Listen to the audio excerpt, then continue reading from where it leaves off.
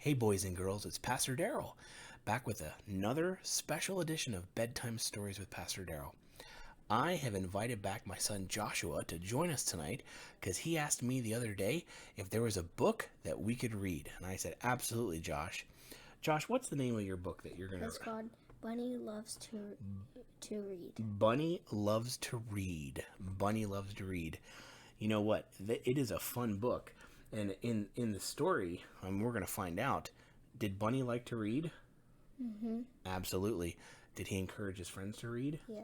Absolutely, because really cool things can come from reading. So kids, I'm not sure if you love to read. I'm not sure if when mom and dad say, hey, why don't you get out a book, if you make a face and go, I don't want to read. Is that what you do sometimes? Sometimes. Sometimes, that's true. But, guys, whether you like to read or not, we hope you enjoy tonight's story. So, kids, coming at you here on a Friday night, here's tonight's story. Bunny Loves to Read. Written by Peter Bentley, illustrated by Deborah Melmon.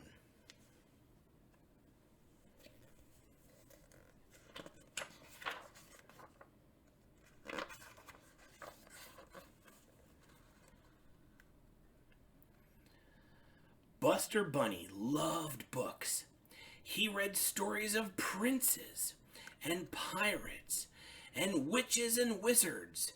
He read books about trains and dinosaurs. You read so many books, your head will explode.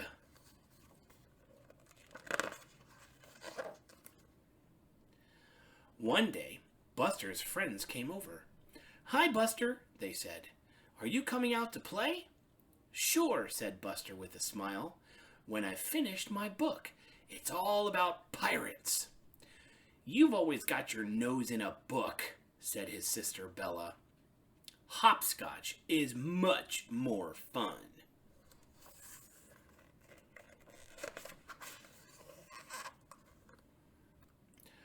Books are boring, croaked Francine. Why read books when you can play leapfrog? Reading is not as much fun as racing each other, agreed Max. Don't listen to them, Buster, said Sam. I think books are the best. Really? Asked Buster. Yes, said Sam, smiling. Books are the best.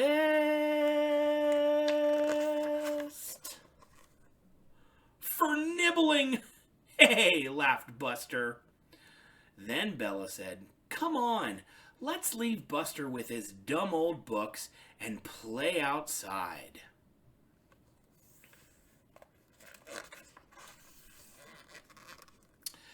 But it was raining. The friends looked out the window gloomily. Why don't you read some of my books? Asked Buster, bringing out a big box. We don't want to look at books, said Sam grumpily. We're only waiting for the rain to stop.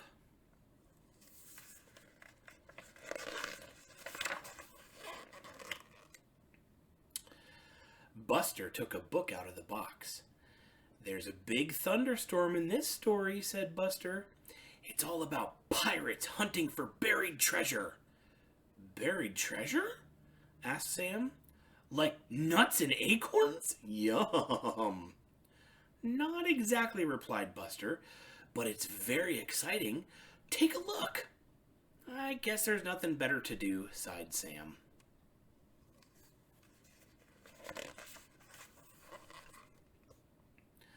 Frogs hate being stuck inside, grumbled Francine. This book is about a prince who turns into a frog, Buster said. Good for him, said Francine. Does he turn back into a prince? Why don't you read it and find out, smiled Buster. Being cooped up inside is making me sleepy, said Max. Buster gave Max a book. The princess in this story goes to sleep for 100 years, he said. Really? Wow! How does she wake up? Read it and see, said Buster. Well, okay, but I might fall asleep before I finish it.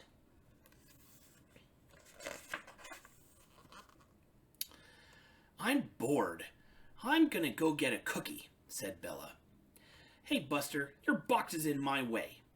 Can't you just step over it? Only if I take a giant step, said Bella. Just like a dinosaur, said Buster. Some of them were bigger than a house.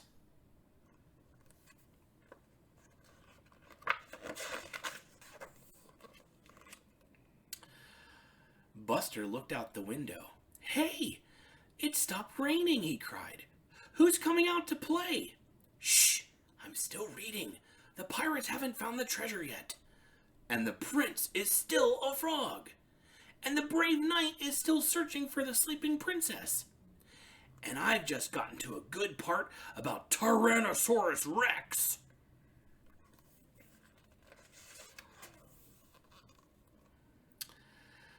So what do you want to do? What do you want to play? Asked Buster when the friends had finished reading.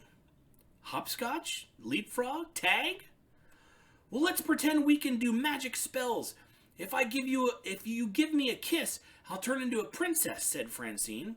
Ugh, no thanks, laughed Sam. Let's play pirates. Look out, said Bella. I'm a Tyrannosaurus. Roar! I'm off to find the enchanted princess, cried Max.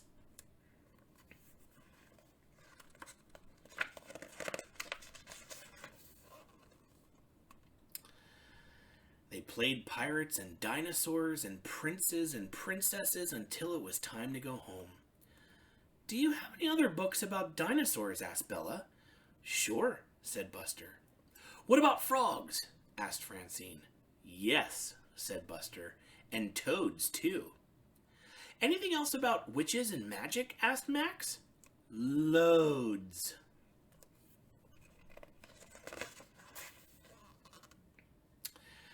Can I borrow another pirate story? Sam asked. Of course you can, laughed Buster. As long as you promise not to eat it.